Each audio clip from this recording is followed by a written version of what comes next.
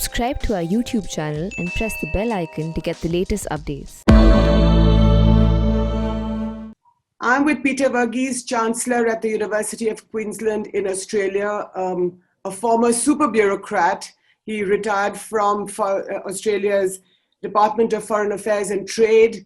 He was the director of the Office of National Assessments, which is Australia's key intelligence agency, and Dr. C. Raja Mohan, director of the Institute of South Asia Studies at the National University of Singapore in Singapore. Gentlemen, welcome to the Print Debates. Good to be here. Thank you for your time. We are connecting Brisbane in Australia with Peter Varghese and Raja Mohan in Singapore, and I'm in New Delhi. So you can see both these gentlemen are in cotton sort of shirts. Ambassador Varghese, may I start with you? I'd like you to explain to the Indian viewer about the Joe Biden administration. It's taken power now, a full 24 hours. How do you see it going ahead, especially where you sit? Well, thank you, Jyoti. Well, I guess the first point I'd make is that we're not going to mourn the departure or the end of the Trump administration. But the Biden administration is still, in some ways, an unknown quantity. America has a new president, but it is still the old America that he has to preside over. And by that I mean the currents that threw up Donald Trump as president are still running deeply within the country. Mm-hmm. And so how President Biden manages that is obviously going to be his single biggest challenge. And it was clear from his inauguration speech that uniting a very divided nation is and must be his top priority. But that said, I think we are going to see a different style compared to what we dealt with in the Trump administration. He has made some very good appointments, in my view, particularly in the foreign policy and the national security field. Mm-hmm. He has set out a fairly ambitious program for his first 100 days. Inevitably, I think the focus will be domestic, which means that foreign policy will need to take, not a backseat, because I don't think a power of the weight of the United States can afford to give foreign policy a backseat, but the bandwidth of any administration is necessarily limited. Right. And if you combine the virus, the economy, and the disunity of the United States, it's easy enough to see where that bandwidth is going to be used. On foreign policy, I think it's easy enough to say that Biden will depart from Trump. And I think for many countries that would be a welcome departure. But it's also the case that he's not going to be able to just go back to the Obama days or to pick up where Obama left off. And the single biggest challenge, particularly from an Australian perspective, is going to be the US-China relationship and how that is managed. Right. And really how the Biden administration can retain a measure of engagement with China and resist the temptation of going down a full-blown containment path. And I'm sure we'll get into how that might pan out and what that might mean. From my perspective, I think a framework which is engage and constrain is probably the most effective way of approaching the China relationship. We need to engage China. It is too integrated into the global economy, even if there is a measure of deglobalization and decoupling going on. Right. Also, we're dealing now with the strategic implications of a strong Chinese economy getting stronger. Mm-hmm. And that is going to require us to think hard and creatively about how we constrain some of China's behavior, which is not acceptable behavior, while continuing to maintain a relationship with them. Right. I should have said, Peter, that you're in Brisbane, where India just won this amazing test and carried the series 2-1. But we'll, let it go for the time being. Dr. Raja Mohan, you're sitting in Singapore, another neighbor of China. Indian troops have been not eyeball to eyeball, but in very close proximity in Ladakh for the last 8 months. So as winter draws down and spring comes around in the next couple of months, how do you see this relationship unfolding, especially in light of the new Biden administration? I think from what we've heard of from Biden's inaugural inauguration speech, as well as the testimonies of Antony Blinken, who's going to be the Secretary of State, and Lloyd Austin, who's going to be the Secretary of Defense. Yeah. We see, I think, broadly, on foreign policy, when it comes to Asia and China, there seems to be a broad sense of continuity, and with a greater competence that the kind of people that Peter talked about, that is brought, people are experienced, who are close to him, and who have who have demonstrated the intellectual bandwidth. And I think all that they've said about Trump and China, the earlier policies, seems to suggest a measure of continuity. The change in foreign policy is going to be on climate change, on multilateralism, and those kind of areas, and the rebuilding the US alliances. And during his campaign and since, his advisors have talked about Biden bringing together the allies in order to deal with the Chinese power. That is, the strategy of engage and constrain, which Peter talked about, would necessarily involve greater cooperation, rebuilding, alliances and partnerships in Asia. I think that basic framework, India would have no dispute with. And but India is not expecting the Americans to come and fight in the Himalayas. No one is going to. But I think we've seen both US and Australia extend solid support for India when the crisis began. And US has been, and I think been providing some intelligence. Some of it probably is useful.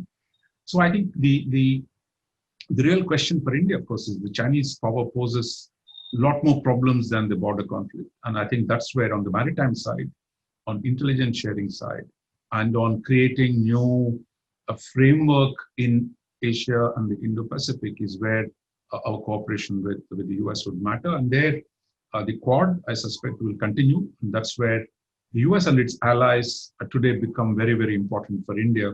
And there's nothing at this point, to suggest that framework is going to be derailed by the Biden administration. And on the multilateralism side, India would welcome the return to climate change.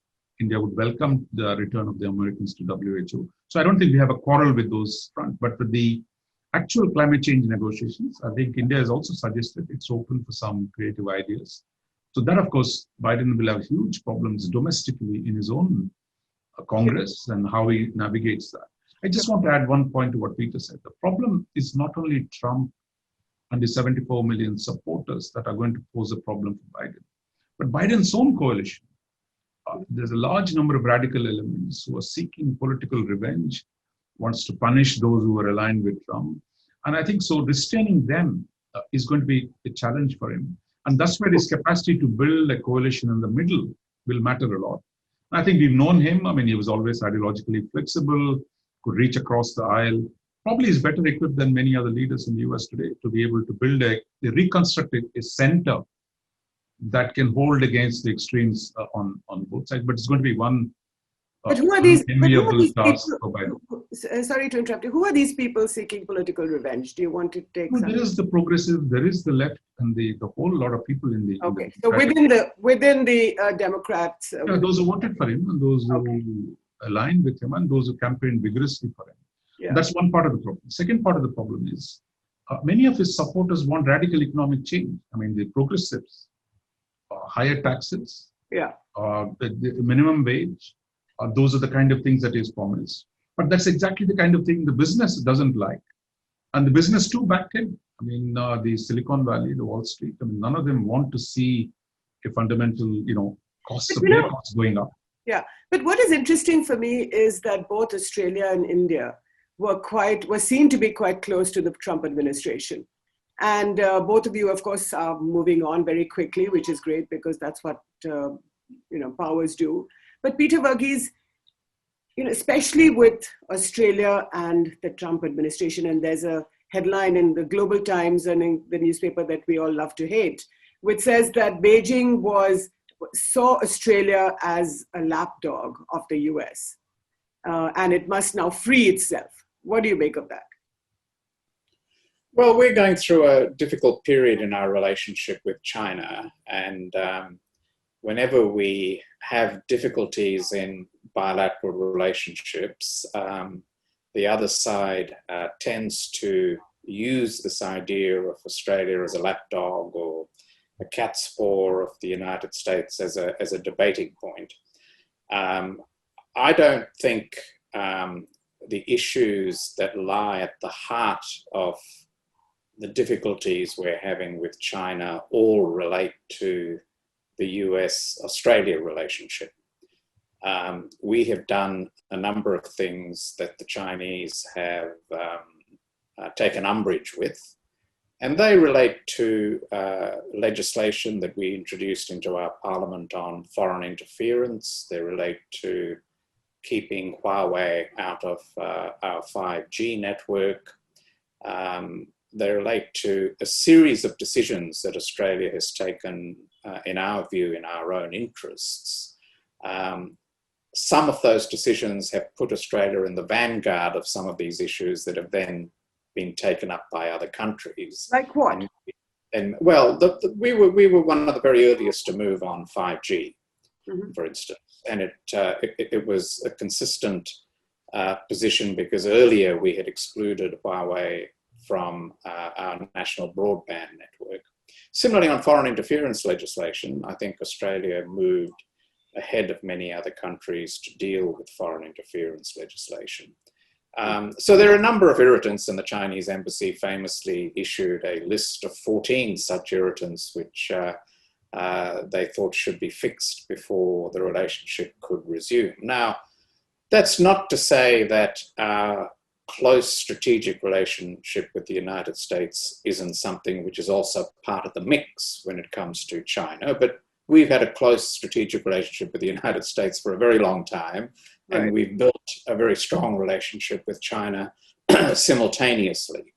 And I just think it's going to take a bit of time before we can find a new equilibrium in the relationship. I don't want to downplay the seriousness of our current tensions, but I think an improvement in the US-China relationship will create a slipstream effect for us. I think it will have some benefit to us, but I also think that the dynamic of Australia and China is going to run along a separate rail, and how that pans out, let's see. So is there going to be an improvement in the US-China relationship? Is that inevitable? I think there will be a different US-China relationship in some respects. Now, like Raja, I see a bit of continuity on China between the Trump and the Biden administrations. But I also think the way in which the relationship is managed will be different under Biden. I think we'll see a more familiar style of American diplomacy. I think it'll be more predictable. I think it'll be more considered.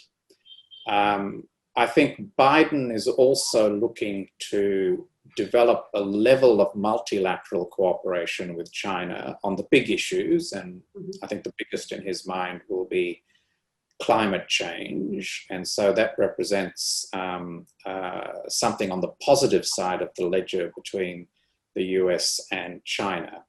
I think where the relationship will find it difficult to stabilize is that at its heart now, in geopolitical terms, we are seeing two competing ambitions for preeminence.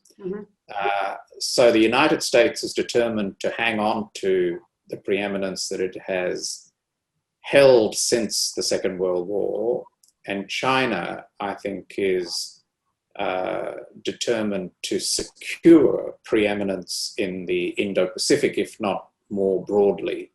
And they are not two competing ambitions that can be easily reconciled. I mean, you can't really split the difference on something like this.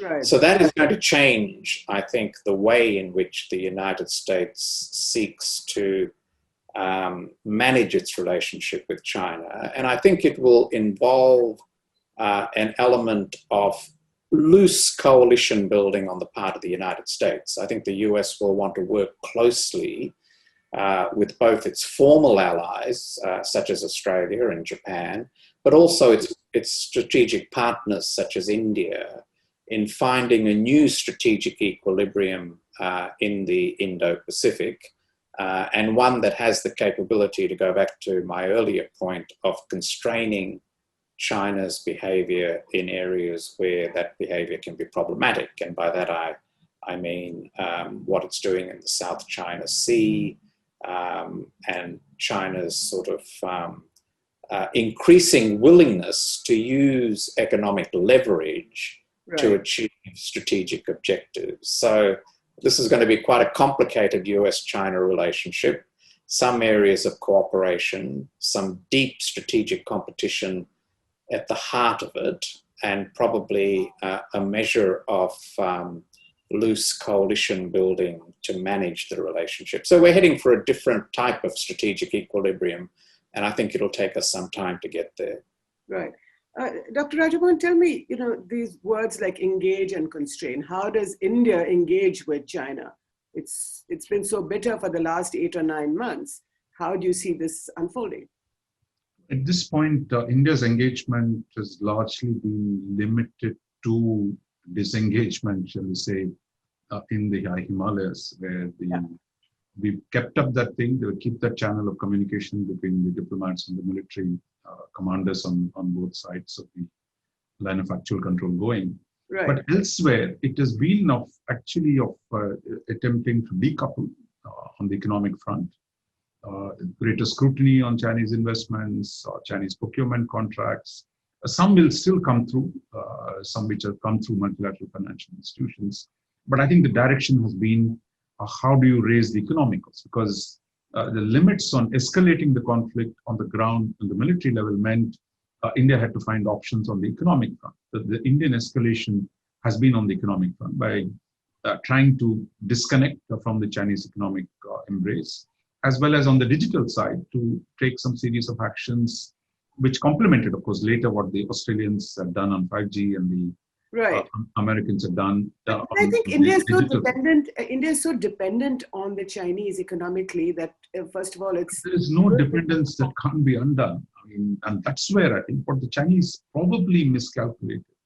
And in fact, one level, India is less integrated with China than the Australians are, where the Chinese occupy such a central position on imports. Well, in the Indian case, the problem is India is importing from China.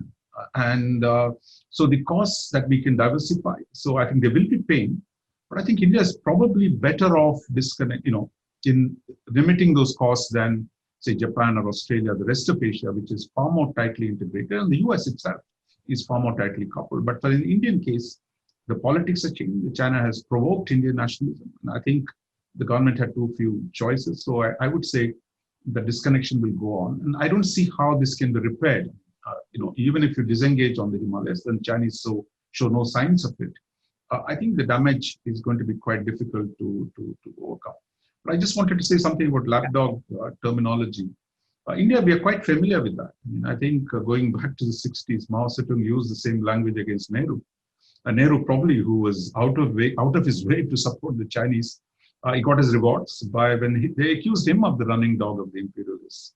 So I think the Chinese have returned to an abusive language of discourse. They've returned to the wolf warrior diplomacy, which is again abusive, threatening others. I think they probably overestimating their own capabilities, and probably they also believe that there can be no counter coalition be formed because you can pick each one of them apart.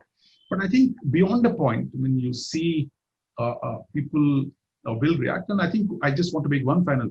I think in Asia is also nationalistic. China is not the only nationalism in Asia. other countries, while the elites might defer to the Chinese economic connection, the others are going to find ways to stand up. So I think the Chinese costs over the longer term, I think, would be severe. But in near term, I agree with Peter, they enjoy a lot of advantages. But so it depends on who can endure pain longer and how we build this coalition and can we really succeed in that. Right. So you're advocating a greater decoupling rather than an engagement. I'm not advocating, I'm seeing that happen. So Okay. That's what is going on. Okay. Peter, I wanted to ask you about the region, the ASEAN nations. Now, it's interesting if you look at the COVID vaccine diplomacy that the Chinese are pushing, using the COVID vaccine as leverage to push or expand influence. But Cambodia, which is seen as perhaps one of the closest allies of China in that part of the world, has said that it will not take the Chinese vaccine. What do you make of that? Are even smaller countries getting increasingly nervous? Well, I think there's a level of nervousness across Southeast Asia about China, but there's also a level of nervousness about the state of the US-China relationship. Mm-hmm. And where Southeast Asia positions itself into the future as we see the United States reaching out to develop a more considered balancing of China, I think is going to be a very interesting question. I don't see Southeast Asia wanting to make a choice between the US and China. I think Southeast Asia would rather be on the sidelines. I think they are very comfortable with the idea of developing a greater balance vis-a-vis China, but they won't formally be a part of it. So they may quietly barrack from the sidelines, but I don't think they, as a grouping, are going to position themselves on one or the other side of that balance. Now, individual Southeast Asian countries may lean more forward in that process, but I find it hard to see ASEAN as a grouping making a choice one way or the other. I mean, I think they see their interests as being served by a stable balance between the US and China, and where that balance may be moving too far in one direction, I think they'll want to see it corrected. So Right. Their position will be, I think, a little bit quieter and more subtle, perhaps, than some of the Quad members. Right. So, I interviewed Kishore Mehbubani some weeks ago, and he talked about the ASEAN nations looking for alternatives, and perhaps India could be one. Of course, it's proving to be more difficult than it should have been. But what do you think, sitting in Australia, Peter? Do you think that India should do more, and what can it do?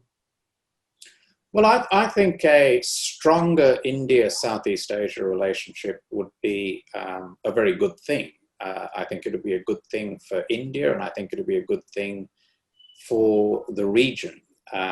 As India's own economic interests pull it more towards East Asia and Southeast Asia, I think this is a relationship which is going to develop more strongly. And I think India's own geopolitical interests will lead it to want to have a stronger relationship with Southeast Asia, both as a grouping and bilaterally. And of course, there's a very strong historical connection between India and Southeast Asia upon which I think both sides can build. So as India becomes a much more significant player in the broader Indo-Pacific, I think inevitably a part of being a bigger player in the Indo-Pacific is having bigger relationships into Southeast Asia. And from an Australian perspective, we would certainly welcome that. Southeast Asia is going to be a crucial part of an emerging new strategic equilibrium, and I think the stronger its relationship is with countries like India and Japan and Australia and the United States, the better. I think it seems to me that Peter's hesitating about um, offering India up as an option. But Raj, do you think that India could be an option, or is it too premature to say that? No, it's not an option against something. Look, I think if everyone tries to diversify their relationship, then India can play a role. I mean, I think at this point India has problems too. I mean, we're not in the RCEP. We're not in any of the free trade agreements in the region, so that's going to be an issue. That which has caused a lot of disappointment. But that does not mean there would be no economic engagement. I mean, now we'll have to see whether India can do things with Australia, with Japan, at least bilateral trade arrangements. And India, Australia, Japan have started a conversation on resilient supply chains of providing alternatives to total dependence on China. You can't eliminate the dependence on China, but you can create alternative supply chains. So that India can make progress with our friends and partners in the region. Then I think that's what I said. Look, Asians don't want to simply roll under a Chinese, dominance. So anybody who can offer some balancing capability is welcome. So for all the criticism of the US, I mean, they would also want to see a strong US and a strong Japan and Australia will all provide a basis. So I think the trick for us is to keep up the economic engagement. I think on the defense, again, there is a lot of suppressed demand for India security cooperation with India. We've not been able to service it. Hopefully, some of the reforms currently underway in Indian military organization will hopefully allow us to do that. And we do more partnering with Australia, say in the Eastern Indian Ocean. If you work with Japan and Australia in the Indian Ocean, providing, for example, alternative finance and models for Sri Lanka's infrastructure projects. I'm just giving Sri Lanka as an example. People want choices. So I think if we can get our act together, that you can provide some alternatives, but none of us individually can match the kind of resources China brings to the table on the economic side, increasingly on the military side. But together we can produce some breakthrough. So for India, I think India is to break out of the Lone Ranger syndrome and work in coalitions. That is the big test for Delhi. And if we succeed in that, I think a lot more space will open up for India. So Peter, I want to ask you about RCEP. Now, India infamously or famously refused to join RCEP, but Australia is very much a part of this bloc. Now, how do you see the Joe Biden administration? Do you think that they will return to a larger Trans-Pacific Partnership, a TPP type of arrangement? How do you think this will unfold? I don't think there'll be an easy slipping into TPP Mark II on the part of the United States, but I think the concept of a multilateral framework is something which would be instinctively appealing to a Biden administration. Certainly from my perspective, I think it was a missed opportunity for India not to take up the invitation to join RCEP, and that invitation remains, and I hope at some point India might review its position, because there are both good economic and geopolitical reasons to bring India into a cross-regional framework like RCEP. And like what? Like what kind of reasons? Well, RCEP is a trade liberalizing arrangement. And India's ability to act as a strategic player is going to be determined more than anything else by its economic heft. So anything which contributes to India's economic growth and its economic weight, in my view, is a geopolitical plus for the region, given the role that we see India playing in the region. And look, the history of India's economy has been that when it continues to open its economy, it does well. I think it would be a great shame if that trend line of an opening economy were in any way to change in a post-COVID world, because all of us are dealing with a different set of political and other considerations in the light of COVID and as a result of the slowing of the economy. I mean, the appeals of protectionism everywhere are getting stronger. The ideas of self-sufficiency are getting stronger. The caution about globalization is deepening. I mean, these are all political economy trends which are working in the wrong direction, in my view, because they will make us all poorer. So anything which can get us in the other direction, I think would be a great plus. So I hope India will continue to move down the path of trade liberalization. Obviously, it's never a linear movement, but nevertheless, it's important that it just continues to do that. Right. And I hope the United States will look seriously at joining TPP Mark II. I mean, this was, after all, an Obama administration initiative.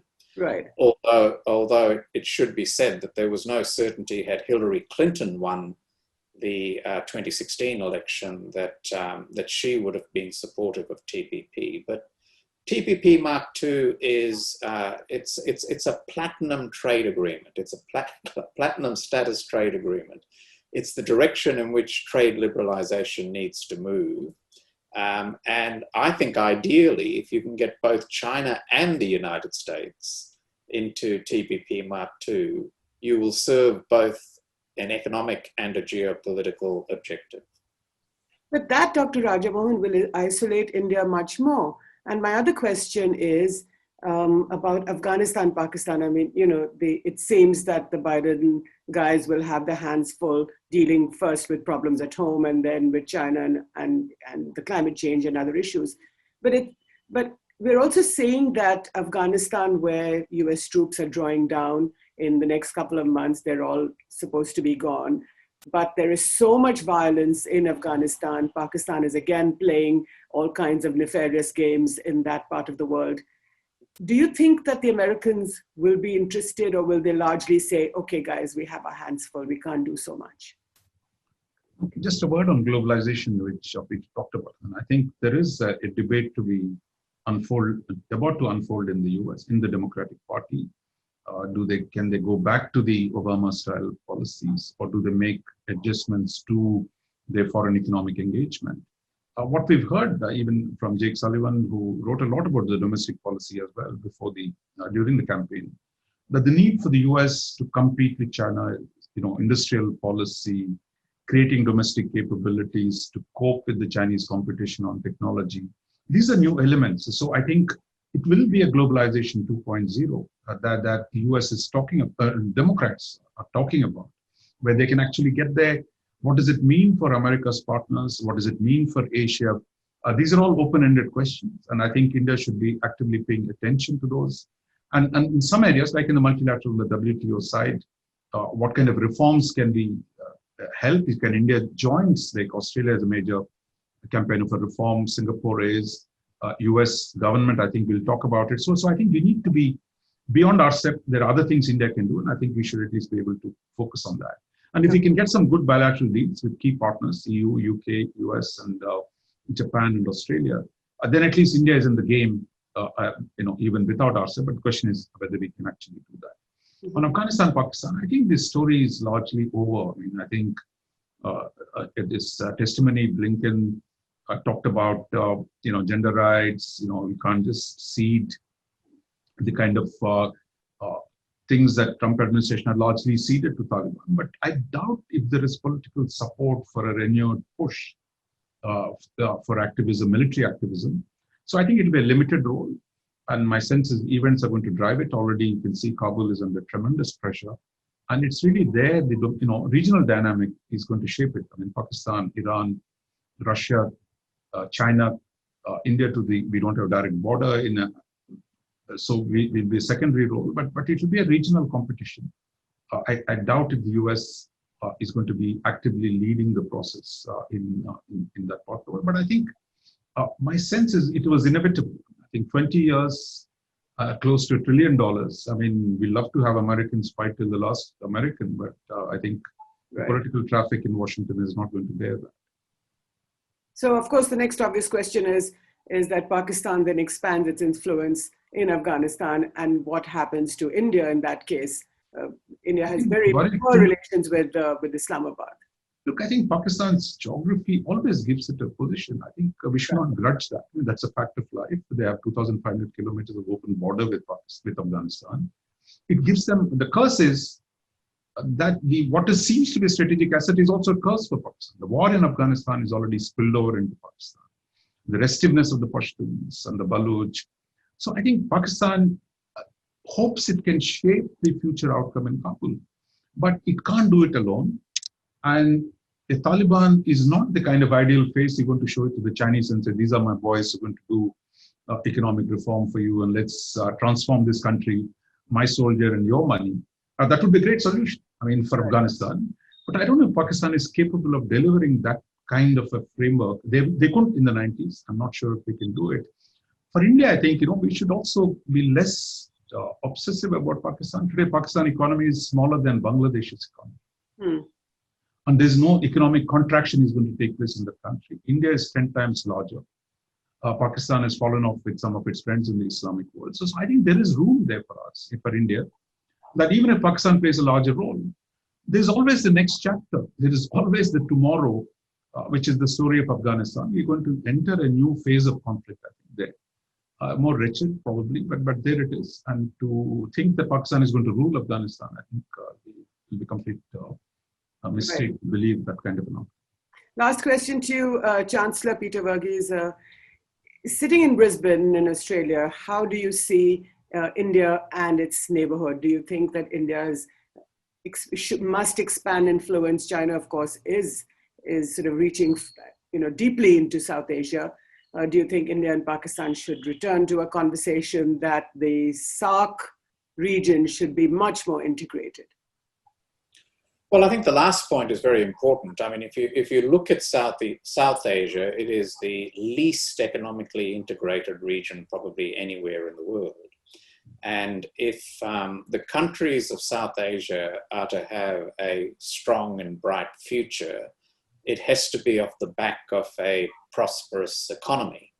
And so anything that promotes the integration of the region and the economic links across the region, I think would be a positive, and would also, I think, help with the rather fraught political relationships that inevitably are going to be in the region. So, I mean, we tend to think of India in its own right rather than India bracketed with South Asia in Australia.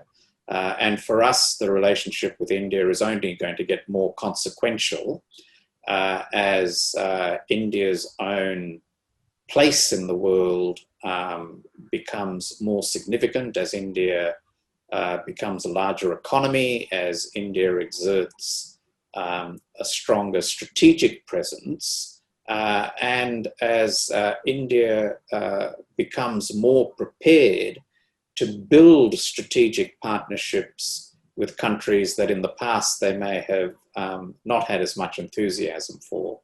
So, I see the Australia-India relationship as only getting stronger.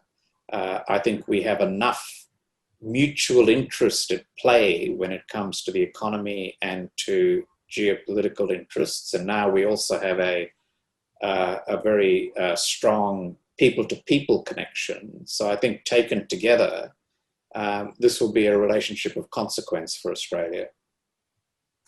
Right. Thank you so much, gentlemen, for your time. Chancellor Peter Varghese in Brisbane, Australia, Dr. C. Raja Mohan in Singapore. Thank you for joining me in the print debates. Thanks, Jyoti. Thanks, Raja. Thank you. Nice seeing you.